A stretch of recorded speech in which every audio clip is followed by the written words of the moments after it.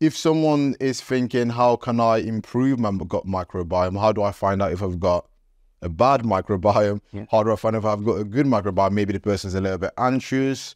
Maybe the person's got irregular bowel habits. What are the steps they can take to, one, know if they've got a good microbiome, but also what are the steps they can take to improve it as well? True. I think that's a good question. So if you can now profile your gut microbiome, you have to send a poo sample to a laboratory, and they will be able to analyze your poo sample in terms of the bacteria and the virus and the fungi that contain. So there are some bacteria and the fungus and the virus which are good, and they will give you whether how much that your poo contains a good and the bad microbiome. So, we all have good bacteria and bad bacteria. Yeah. So we need to see how we can improve our gut microbiome profile. But it's also interesting to say what they have found in the British subject, the gut microbiome is unhealthy and it is less diverse. So, we talk about the diversity, as you know, John, is a very important but a very buzzword. We talk about diversity of opinion, diversity of people, ideas, and diversity of suggestions. But they also found the most diverse microbiome that you have in the gut is more healthier one. And then people find if you have a wide spectrum of microbiome, they tend to be lean as well. And they found the people who carry too much weight, which, as you know, it is an increasing problem and obesity in Western world and probably throughout the world now. And they found there's a 70% difference between the gut microbiome of someone who is lean body mass and someone who carries too much weight. So it's a very important aspect, and that has been proven, and there's a lot of growing evidence to support that. Okay. So weight has a lot to do with it. 70% is quite a big, significant number. Yeah. I wanted to make one point. I think, John, we mentioned, but we probably couldn't complete that. So when people looked at the gut microbiome profile over the past 100 years or so, they found the diversity of the microbiome is going down every decade. Okay. That is a huge problem. And the scientists think that perhaps the main contributor to the modern epidemic of certain diseases, for example, obesity and diabetes, some autoimmune condition, some allergic conditions like eczema and the asthma, they think, and the peanut allergy, and a lot of other allergic conditions that we know, people think could be relating to the decline in the gut microbiome over the past 100 years. And also that how that we can improve the gut microbiome, it's something that people now these days talk about a lot to try and make it much more relevant to the patients that in front of you. So you said there's been a massive decline over the last decades. Yes. What are the main reasons for that, do you think? I think perhaps, as you know, the modern life these days, people have got fast food, and we have got already partly cooked food, ultra-processed meat we talk about a lot.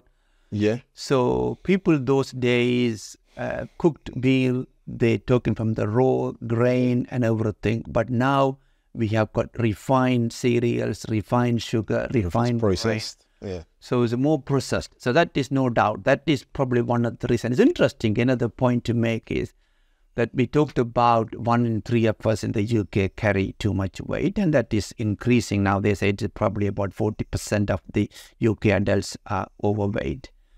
And at any particular point, 1/5 of the population in the UK will be on some form of diet. Yeah. What the studies have shown, every decade we continue to expand our waistline by 1 inch. So though we are on a diet, generally overall our obesity rate is going up. So certainly the diet is not helping. So there is more to it. So that is what I think is important, that people pay attention to the gut microbiome. And now people say when you go and look at the menu on a restaurant, you will not be looking at the calorie content of the menu. You will be looking at the microbiome index of that particular food, because that's what really matters. You could have a good balanced diet with good calories, and the microbiome can change the way that you feel, how much you eat, how much you metabolize, your satiety, which is that when you think that you have eaten enough, the microbiome has changed your behavior. The good microbiome will make you maintain that the good health. It's a very interesting area. Just touching on that quickly, it can change the way that you feel, the way that you behave. Yeah. And obviously, I think you refer to it as almost like the second brain, because it's controlling everything because of the, I believe you've mentioned it before, the brain-gut axis. Correct. Just from your personal experience, how significant of changes have you seen in terms of someone who had a bad gut microbiome profile to someone who improved it, in terms of energy level, mental state, and so on? Just anecdotally speaking, like, what have you found in practice? True. That's a very good question. There are a couple of patients I can think of, but coming to the main point is that, so there are, as I mentioned, the gut is an important part of the immune system and metabolism and digestion. Yeah. So what happens is the diet that we have, they can influence what we call, if you have an inflammatory diet, the diet tends to increase the inflammation. That will have a harmful effect on the body.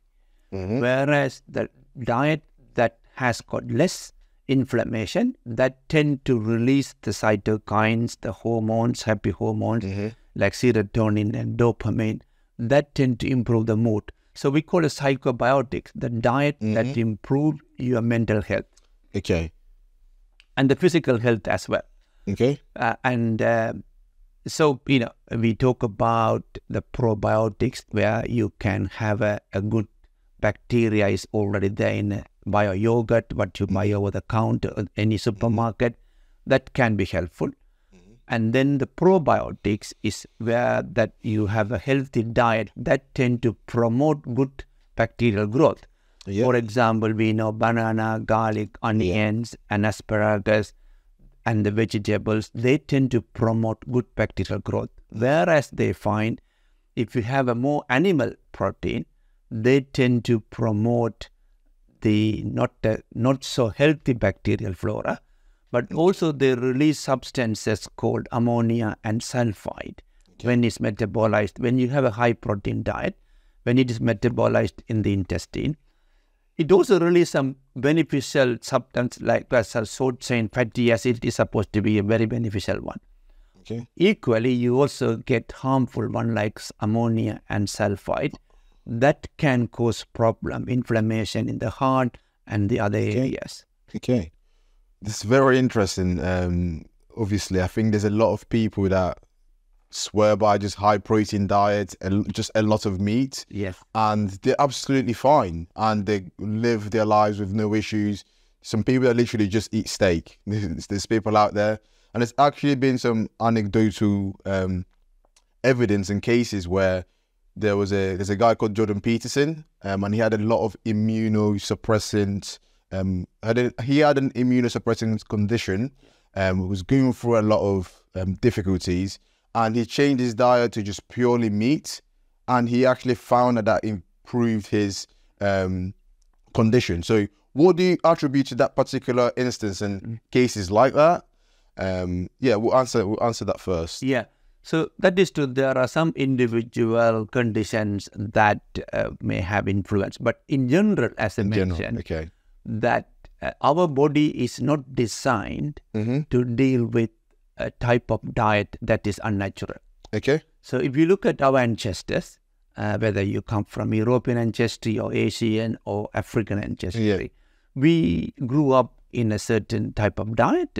For example, in Asia and in Africa, people tend to eat more fiber diet and so more healthier diet. Whereas in the European, over the years, things have changed. So my advice is that whatever the diet we follow, it has to be natural and it has to be maintained and sustained. You're right. People go on a very high protein ketogenic diet, they lose weight. That is true. It is a very good way of losing weight. But equally, that you are also releasing high amount of ammonia and sulfide, they tend to produce inflammation. And also you are increasing the workload of the kidneys and the liver to metabolize that excessive protein content.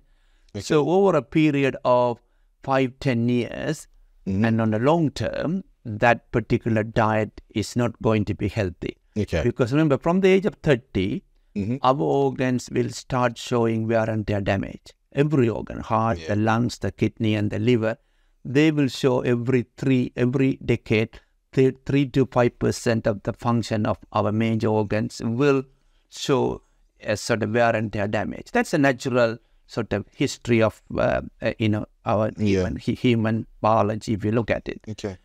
So it can be helpful, those diets people have lost weight, but in my experience I find that it is not sustainable and it is unnatural. Yeah, of course. I guess exceptions don't disprove the rule. There's always going to be variation, but for the most, the best advice I can give people is to follow the proven scientifically methods.